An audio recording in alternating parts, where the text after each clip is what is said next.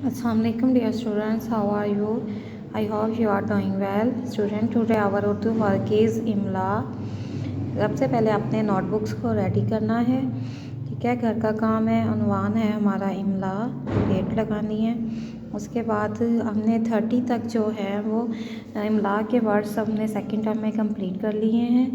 आज हमारा जो वर्ड है वो है चालाक। आपने इस तरह से काउंटिंग लिखनी है 31। चा ला ला क चालाक, चा ला ला क चालाक। लिखना स्टार्ट करते हैं।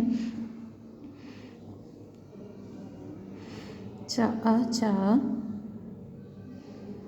चे के नुक्ते, लाम को आपने चा के साथ ही लिखना है।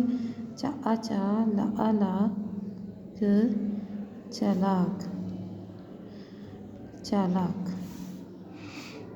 देखिए, इसके बाद हमारा अगला लफ्ज़ है वो है अवाम। इनकी छोटी शक्ल अवाम, अवाम, ठीक है। उसके बाद हमारा अगला लफ्ज़ है फ़ौजी। फ़े को आपने फ़े की छोटी शक्ल को सीधी लाइन लगानी है, राउंड वाव की शक्ल। फो जी जी, फ़ौजी। इस तरह से आपने दुरुस्त बनावट के साथ लिखना है।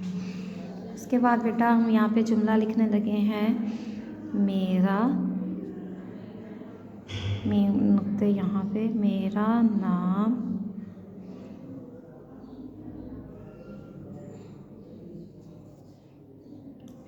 अली है।